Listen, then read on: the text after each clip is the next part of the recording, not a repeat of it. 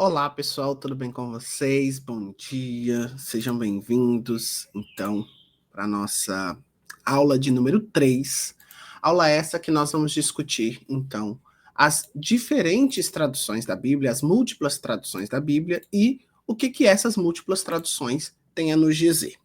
Por que isso é importante? Isso é importante porque cada um, enquanto intérprete, cada um de nós, enquanto tradutor, intérprete, dentro das nossas comunidades religiosas, a gente vai ter acesso a um tipo de texto-fonte diferente do outro. Por isso que nunca a gente vai ter processos interpretativos que sejam iguais.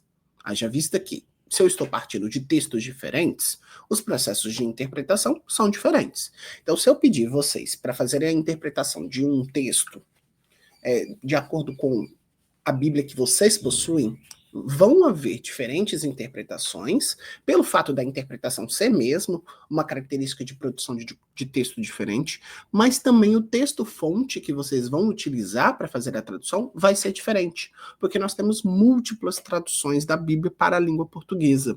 Agora a questão que fica é, por que nós temos essas múltiplas traduções? Qual a melhor dessas traduções? E como que eu posso, de alguma forma, não ser afetado por essa questão da multiplicidade das traduções. Então é isso que nós vamos discutir na nossa aula de hoje, certo? Vamos lá. Então a Bíblia, eu vou começar primeiro discutindo a Bíblia como um texto. Por quê? Nas últimas aulas vocês conversaram com a Aline, na primeira aula vocês conversaram com a Aline da Bíblia enquanto um texto, o texto sensível, o sagrado enquanto um texto sensível e, sendo um texto, ela vai ter todas as características que são inerentes a textos.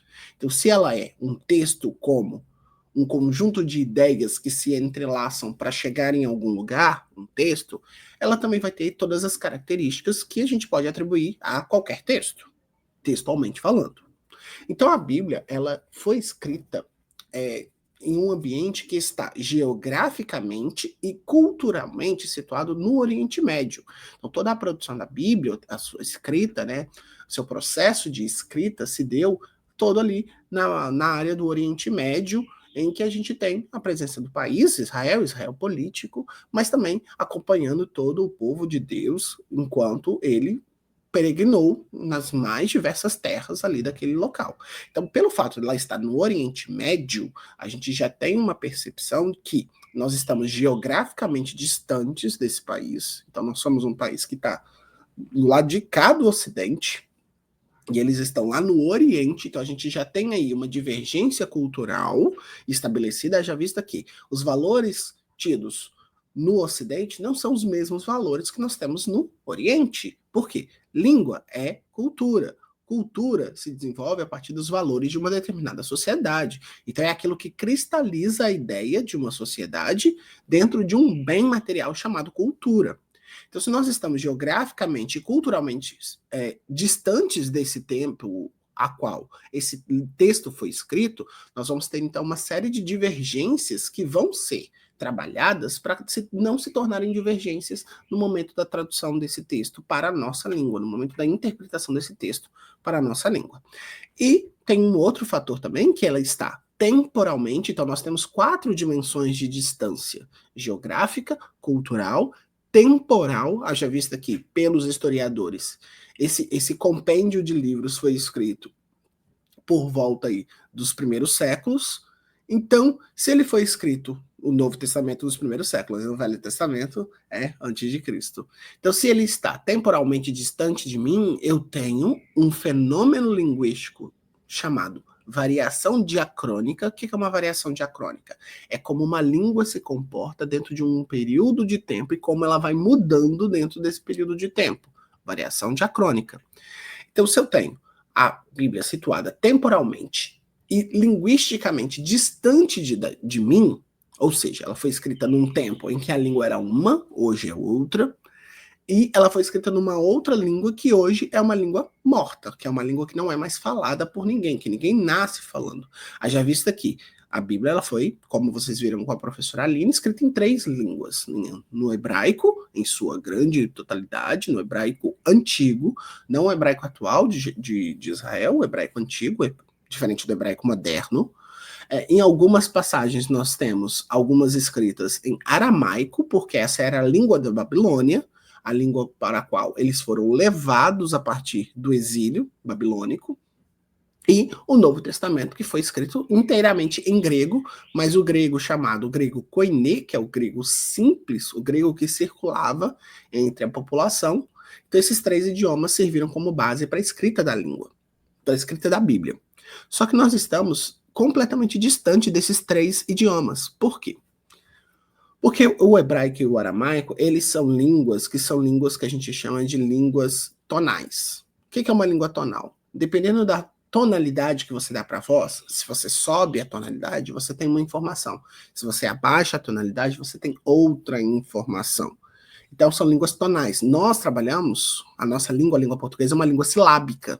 Então, é uma língua em que a gente consegue separar as sílabas de maneira muito clara para identificar qual é a sua tonacidade. Então, é uma língua silabada, diferente de uma língua tonal, que é o hebraico e o aramaico. Já o grego, ele já é mais próximo de nós. Por quê? Se nós formos remontar a história da língua portuguesa, nós temos aí uma língua que é semelhante à nossa, que tem os mesmos fonemas que a nossa, com exceção de um ou outro, né, que vão acontecer no grego, que a gente não tem dentro da língua portuguesa, mas nós não compartilhamos do mesmo alfabeto. O alfabeto da língua grega é diferente do alfabeto da língua portuguesa, haja vista uma série de questões. Então, nós estamos tanto temporalmente quanto linguisticamente distantes desse texto.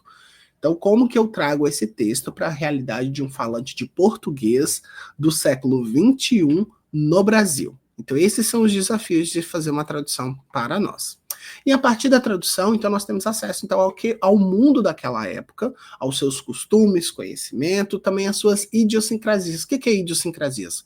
As suas características específicas que diferenciam aqueles tempos dos nossos tempos. Então, só a partir da tradução é que nós podemos adentrar a este mundo e conhecer aquilo que este povo tanto fez, tanto lutou, registrou seus feitos históricos para que hoje isso pudesse chegar até nós e nós tivéssemos acesso a isso. E aí fica a questão, então, se nós temos 4 dimensões de distanciamento desse texto, por que nós temos tantas traduções desse texto e qual a semelhança e as diferenças entre essas diferentes traduções? Vamos lá. A gente tem múltiplas traduções e essas múltiplas traduções elas são um fenômeno natural de qualquer língua. A gente precisa lembrar que a língua ela é um organismo vivo, altamente mutável, que, de acordo com determinadas pressões, ela vai se modificar. Que tipo de pressão? Pressão política. Que pressão política? Por exemplo, uma palavra que surgiu por conta de uma pressão política, pós-verdade. Pós-verdade é aquilo que vem depois da verdade. Então, nós temos uma palavra que foi criada em um âmbito político e ela acabou influenciando a língua dentro daquilo que era o necessário a ser influenciado para a modificação da língua e o surgimento de uma nova palavra. Então, se a língua ela é esse organismo vivo que tem alta mutabilidade e que depende dos seus falantes, os seus próprios falantes vão fazer pressão em cima desse organismo vivo e transformá-lo e modificá-lo a partir de N situações, a partir de aspectos educacionais, a partir de aspectos sociais, a partir de aspectos culturais, a partir de aspectos econômicos. Então, a língua ela pode sofrer modificações a partir de diversos aspectos, de diversas características. E pelo fato da língua ser esse organismo vivo, altamente mutável, ela tem essas características de uso e público. Então, se eu tenho diferentes usos da língua e diferentes públicos que vão utilizar essa língua em diferentes níveis de registro, o que é nível de registro? É o nível de formalidade que essa língua pode assumir. Eu posso falar com vocês de uma maneira completamente informal, como eu estou falando agora, mas eu também posso assumir um tom quanto mais sóbrio e tratar com vocês de uma forma extremamente formal. Então, eu tenho essa variação de nível de registro. Então, se eu tenho variação de nível de registro e variação de uso, eu vou precisar de múltiplas traduções que deem conta da grande maioria de usos e também da grande maioria de públicos que vão ler esse texto. Então, a justificativa de nós termos múltiplas traduções nada mais é do que uma forma da gente conseguir acompanhar o fenômeno linguístico da mudança da língua, da variação diacrônica. Então, da mudança da língua conforme o tempo vai passando. É por isso que hoje nós temos aí mais de 30 traduções da Bíblia em diferentes versões, porque essas versões elas levam em consideração diversos aspectos. E esses aspectos precisam ser entendidos na hora que a gente, enquanto tradutor e intérprete no Par Libras português, está manuseando esse livro e também realizando a sua interpretação, certo? Então, são múltiplas traduções. E diferentes tradições religiosas e denominações cristãs possuem perspectivas teológicas distintas. Um outro fator que faz com que nós tenhamos Bíblias com diferentes traduções é o fator teológico. Por quê? Cada comunidade religiosa cria para si, ou extrai deste livro, uma série de normas uma série de normas e conhecimentos que nós chamamos de doutrina, e essa doutrina ela é aplicada naquela comunidade religiosa de acordo com N valores. Então, as igrejas não são todas iguais, as comunidades religiosas não são todas iguais. Cada uma adota para si aquela doutrina que melhor traduz os valores daquela comunidade religiosa. Então, isso também é um fator de modificação da tradução, porque a tradução ela tem um público. E se esse público precisa entender uma determinada doutrina de uma forma, a tradução vai ser realizada de modo que essa doutrina seja atendida. Então, nós temos, além daqueles 4 fatores que eu comentei, a gente vai ter o 5º fator, que é o fator teológico de modificação das traduções. Então, observem aqui comigo no quadro. Eu trouxe para vocês 2 traduções diferentes. Eu trouxe para vocês a tradução do Novo Mundo, que é atribuída à comunidade religiosa dos Testemunhas de Jeová, os TJs, e a Almeida Revista e Atualizada, que é atribuída ao mundo evangélico, né, ao mundo pentecostal.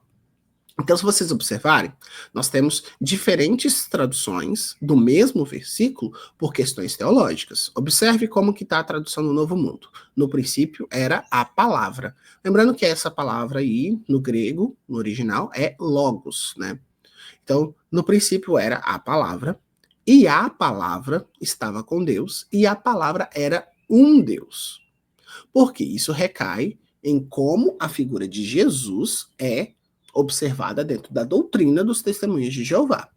Sem nenhum juízo de valor, tá, pessoal? Não estou aqui fazendo nenhum juízo de valor, estou aqui fazendo meramente uma análise crítica da tradução que está posta dentro da tradução do Novo Mundo, tá? Não tenho absolutamente nada contra nenhum tipo de religião.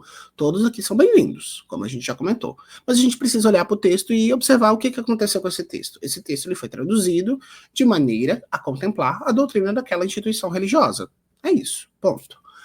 Agora, quando nós temos a Almeida Revista e Atualizada, que é atribuída ao mundo pentecostal, isso vai perpassar por uma doutrina que foi tida dentro do ambiente pentecostal. Então, no princípio, era o verbo, não a palavra. Observe, palavra e verbo são equivalentes. Por quê? O verbo, ele é uma palavra.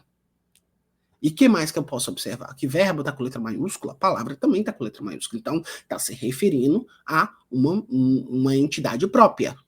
É a um substantivo próprio, porque está com letra maiúscula. E o verbo estava com Deus e o verbo era Deus.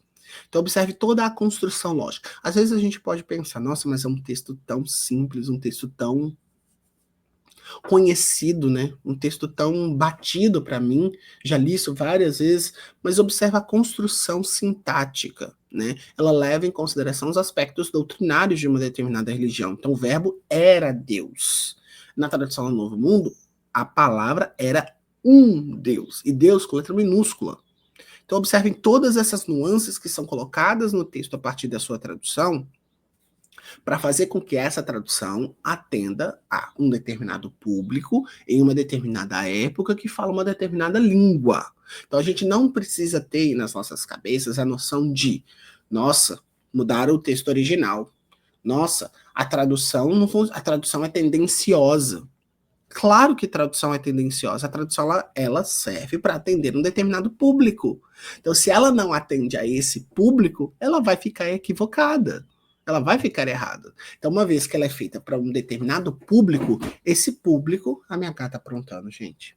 esse público ele precisa ser atendido naquilo que é as necessidades linguísticas, sociais, econômicas, políticas e, inclusive, teológicas. Então, observe que diferentes versões da Bíblia vão trazer consigo diferentes valores tradutórios, diferentes perspectivas tradutórias. Isso não está equivocado. A tradução é isso. Lembra de um velho ditado, e inclusive essa semana eu ouvi de um grande tradutor da Bíblia, né, o professor Luiz Saião, esse ditado que é: o tradutor ele é sempre um traidor. Então ele vai trair alguém durante o seu processo. Nesse caso aqui, ele vai, se ele não traduz da forma com que a doutrina daquela comunidade religiosa ela entende o texto sagrado, ele vai estar traindo exatamente a parte doutrinária. Então, a gente sempre vai trair alguém. O negócio é ter esse equilíbrio. Quem que vai ser traído? Para que o texto não seja prejudicado, para que o entendimento sobre o texto não seja prejudicado. Certo? Nós temos que ter esse olhar um pouco mais crítico sobre o texto. O que esse texto diz? O que esse texto traz consigo de características? Observem aqui novamente. O que isso aqui traz de características? Aspectos teológicos. Então, entendimento teológico e doutrinário de diferentes comunidades religiosas. Uma não tem valor e a outra tem? Não. Ambos têm valores porque ambos foram pensados para diferentes públicos. Se eu não penso no público, eu não faço tradução. Eu preciso sempre pensar no público para fazer uma tradução. Meu Deus, deixa eu correr. Então, cada tradução da Bíblia para o português pode ter um público-alvo diferente e um propósito diferente. Observe essas três versões que eu trouxe para vocês aqui no quadro. Então, eu tenho a Almeida Corrigida Fiel, que é de mais ou menos aí a década de 90. Eu tenho a nova tradução na linguagem de hoje, que é dos anos 2000. E eu tenho a nova versão transformadora, que também é dos anos 2000. Observe o que acontece com esse texto de Hebreus 6:6. O texto diz assim na Almeida Corrigida Fiel: e recaíram, sejam outra vez renovados para arrependimento. Pois assim, quanto a eles, de novo crucificaram o Filho de Deus e o expõem ao vitupério. A gente sabe o que é vitupério? Observa aqui. Essa palavra ela está sendo utilizada dentro de um contexto de extrema formalidade, porque é uma palavra de origem latina, que vem dos estudos do direito. Vitupério é vergonha, exposição, qualquer palavra dentro desse sentido. Só que a Almeida Corrigida Fiel, apontando para cá, a Almeida Corrigida Fiel, ela foi feita na década de 90. Então, qual era a língua portuguesa e para qual público a Almeida Corrigida Fiel foi pensada? Ela foi pensada para um público letrado, um público que tem acesso econômico a uma formação X. Ela não foi feita para o tio da esquina ler, que tem um baixo conhecimento linguístico. Ela foi feita para um público elitizado. Então, por isso que ela utiliza desses argumentos, que são argumentos que estão demarcados dentro de uma época específica, 1990, gente. A década de 90, nós temos um tipo de língua portuguesa sendo falado pela população dita que tem acesso e a população que não tem acesso fala outro português. Então, a gente não pode ser inocente o suficiente de achar que todo mundo fala a mesma língua. Não, são português em diferentes níveis de registros. Então, já na nova tradução na linguagem de hoje, que é uma Bíblia voltada mais para o público jovem, com conhecimento mediano de língua portuguesa, então eu tenho, mas depois abandonaram a fé, e recaíram, abandonaram a fé. E é impossível levar essas pessoas a se arrependerem de novo, pois estão crucificando outra vez o Filho de Deus e zombando publicamente dele. Então, vitupério virou zombaria pública dele. Então, perceba, a essência do texto, ela se mantém. O que vai diferenciar? A roupa pela qual esse texto é vestido para que aquele público consiga fazer a leitura daquele texto. Já na nova versão transformadora, que é uma mais recente ainda, então ela vai sofrer com as variações da língua portuguesa. Então eu tenho, e que depois se desviaram, recaíram, abandonaram a fé, desviaram. São todas equivalências. São palavras que possuem o mesmo sentido. Só que o uso delas é diferente em cada um dos públicos para o qual aquela tradução foi feita. Sim, é impossível trazê-los de volta ao arrependimento, pois, ao rejeitar o Filho de Deus, eles voltaram a pregá-lo na cruz, expondo-o à vergonha pública. Então, se você for observar, a essência do texto é a mesma, porque o sentido original ele se mantém. A grande diferença vai ser de que forma esse sentido, essa essência, vai ser levada para aquele público para qual aquela tradução ela está motivada. Então é muito importante. Sempre que a gente vai traduzir, ou sempre que a gente vai interpretar, a nossa tradução e a nossa interpretação muda de acordo com o público, o local, o tempo e mais uma série de fatores sociais, econômicos, linguísticos, que aquele público vai ter. Então é por isso que nós temos múltiplas traduções da Bíblia. Porque algumas versões, elas buscam ser mais acessíveis e mais fáceis de entender. Então outras versões vão priorizar a fidelidade ao texto original, ou seja, um estilo... Eita, gente, minha gata tá fazendo um monte de bagunça. Ou seja, um estilo mais arcaico e complexo de língua que vai se articular dentro de um determinado público porque vai atender ele nas suas necessidades linguísticas. Então, essas variações, elas podem dificultar a escolha de uma tradução mais apropriada para um determinado público, um determinado propósito. Porque você pode estar dentro da sua comunidade de fé, realizando a interpretação de uma versão desse texto, que é uma versão muito formal. E aí isso vai trazer dificuldades para você, porque não é o português que você fala. Não é o português que você vivencia todos os dias. É um português muito clássico, muito formal, que está muito distante de você. Então pode ser que por isso você esteja tendo alguma dificuldade de realizar a sua interpretação, porque está num nível de registro que é diferente do seu. Então essas variações elas podem dificultar a escolha da tradução, porque são muitas. Qual que eu vou usar? Qual que eu vou escolher? Como que eu vou adequar aspectos doutrinários, teológicos, linguísticos, culturais dentro de uma única tradução? É impossível. Então por isso que nós temos mais de 30 diferentes traduções e versões dessas mesmas traduções que a gente vai se deter mais adiante. Então existem muitas traduções da Bíblia Sagrada em português. Isso é, ao mesmo tempo, uma bênção, porque vai atender a todos os públicos, mas também é um grande desafio para nós, enquanto tradutores. Lá para 2009, vai falar que o processo e o trabalho de tradução da Bíblia mostram a sua vitalidade e demonstram a sua necessidade.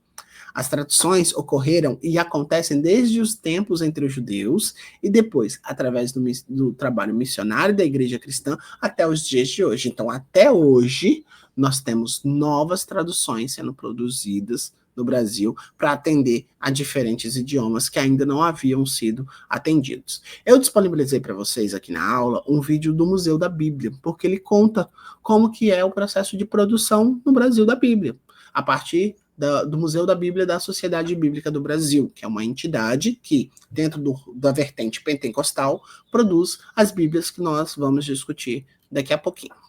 Então, de acordo com o português, a gente vai ver que a Bíblia em si, ela tem diferentes traduções para o português, na casa de 270 diferentes traduções. E olha que Lapa fez esse levantamento em 2009.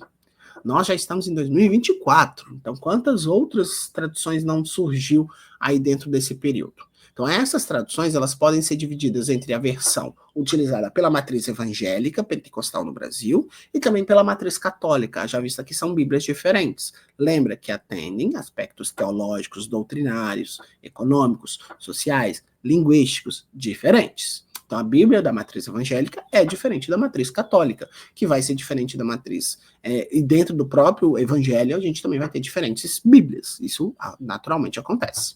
Então, o trabalho, a entidade que é responsável pela Bíblia da vertente evangélica é a Sociedade Bíblica do Brasil, que vai cuidar aí da linhagem João Ferreira de Almeida, que é a tradução mais famosa dentro do mundo pentecostal.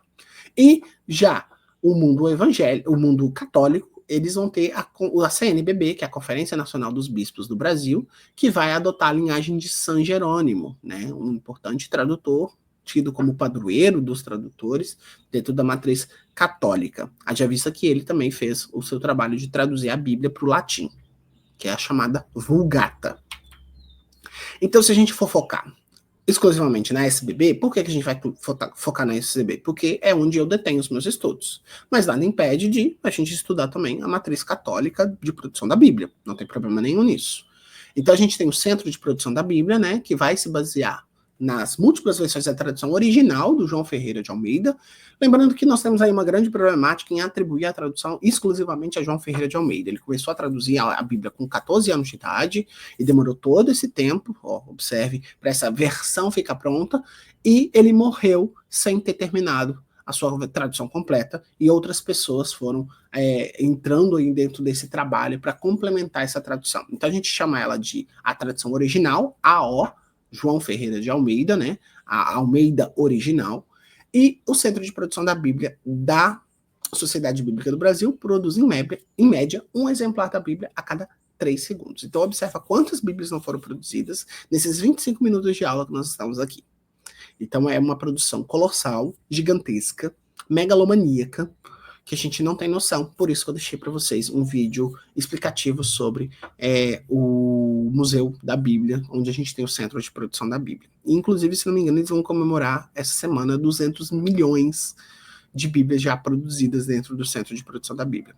Gente, o Brasil tem 220 milhões de pessoas, então é quase uma Bíblia por habitante. É muita coisa. É muita coisa mesmo.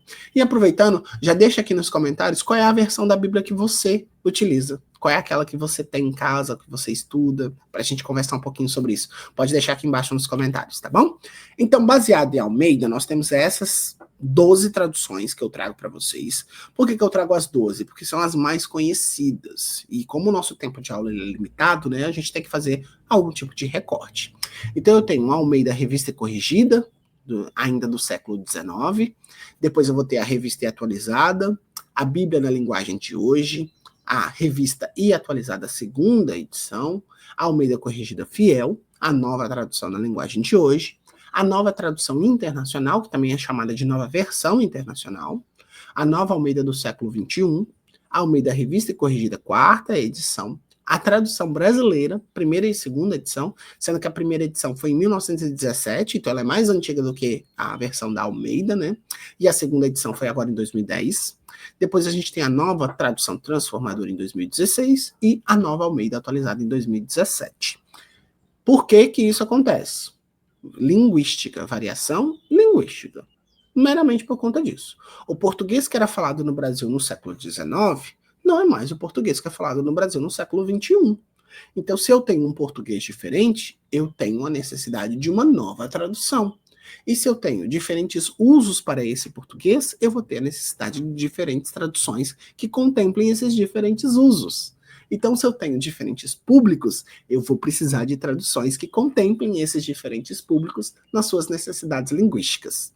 Então, em essência, tudo é Almeida, mas a forma como ela é apresentada expõe questões linguísticas, teológicas, doutrinárias, público, situação econômica, nível de registro. Então, observa, tudo isso precisa ser levado em consideração para produzir uma tradução. É por isso que a tradução da Bíblia demora. Mas demora muito. Se não me engano, num livro do museu, fala que demora mais ou menos entre 20 e 25 anos para executar a tradução de uma Bíblia inteira. Então é muito complexo fazer isso. Então, se eu vou trazer as características desse texto, eu trouxe aqui, então, em cada uma delas, as características relacionadas a ela, né? Então, eu tenho aqui a Ara de 1956, que é uma das mais tradicionais traduções para o português. Então, ela vai utilizar palavras que hoje a gente não faz nem ideia de que palavras são, mas que para aquele tempo ela servia, ela tinha muita serventia, já vista que o público falava daquela forma. Então ela ainda era muito parecida com a Revista e Corrigida, mas com palavras um pouco mais modernas. Já a Bíblia na Linguagem de Hoje, ela serve uma escrita mais simples, como se a gente estivesse conversando hoje. Então por isso que muitas pessoas utilizam a BLH de 1988 como Bíblia para estudo, porque ela é como se você estivesse conversando com o autor. Então ela foi escrita de uma maneira que é uma maneira muito facilitada. Então ela tem uma linguagem simples para atender um público. Não está de espirrar, desculpa. Para atender um público que é um público que necessita de uma linguagem um pouco mais simples. Depois a gente tem a revista atualizada, né, que vai melhorar a tradução de 1956, né, na segunda edição, com palavras um pouco mais atuais. Então observe que o que muda nessas versões, nessas traduções, de primeira, segunda, terceira? O vocabulário, as palavras. Todo dia, novas palavras são adicionadas à língua portuguesa e palavras antigas não são mais utilizadas. Vocês sabem qual foi a última palavra adicionada à língua portuguesa? Deixa aqui nos comentários. Qual foi a última palavra oficialmente adicionada à língua portuguesa? Então, essas diferentes versões, elas vão trazer consigo essas questões de atualização de vocabulário, de atualização do nível de registro e de possibilidade de mudança de público. A Almeida Corrigida Fiel, né, foca em ser o mais fiel possível ao texto base e usa um português mais formal. Então, se você tem um conhecimento de um português um tanto mais rebuscado, um tanto quanto mais formal, a Corrigida Fiel vai atender às suas necessidades linguísticas. Mas eu tenho conhecimento de português mediano, eu não sei, vitupério, opróbio, eu não sei o que são essas palavras. Então você vai ter que optar por uma tradução mais simples do texto bíblico, que vai trazer para você aquilo que é necessário para suas necessidades linguísticas. A gente tem a nova tradução na linguagem de hoje, né, que é uma tradução mais jovem e moderna, que visa atingir ao público jovem. Então é uma tradução que vai utilizar o português comum, o português tido como o português social que nós utilizamos no Brasil. A gente tem a nova versão internacional, que particularmente é a versão que eu uso para estudo, para devocional, para essas questões. Eu uso a NVI, eu gosto muito dela, porque ela é moderna e fácil de ler. Haja vista que ela equilibra o texto original e a questão da linguagem utilizada no tempo atual, né? A língua utilizada no tempo atual. Lembrando que nós estamos aí em 2001, século 21, que trouxe consigo uma mudança significativa na língua portuguesa, né? Lembramos que o acordo ortográfico do Brasil, da língua portuguesa, entre os 9 países que falam português, ele foi assinado... Ele foi assinado ainda na década de 90, mas ele só teve efeitos a partir dos anos 2000. Então nós temos uma mudança na língua, na forma de registro da língua, e aí a gente tem uma nova versão internacional para agradar essa mudança linguística, né? Depois nós temos a Almeida do século XXI, que é mais moderna ainda do que a nova versão internacional. Gosto também muito dessa versão. A gente tem a ARC, a Revista Corrigida, na sua 4ª atualização. Então, eu tenho a ARC, que já passou por 3 atualizações linguísticas. Então, é a mesma tradução, mas que é atualizada linguisticamente conforme o tempo vai passando. Né? A gente tem uma tradução exclusivamente brasileira, que é produzida pela Sociedade Bíblica do Brasil também, que ela foca em ser fiel aos textos antigos, mas ela tem um português um pouco mais formal, lembrando que a primeira edição, 1917, qual era o português falado em 1917? O português extremamente formal, né? E a nova versão transformadora, em 2016, que tem uma linguagem mais contemporânea e fácil, tornando a leitura um pouco mais fluida.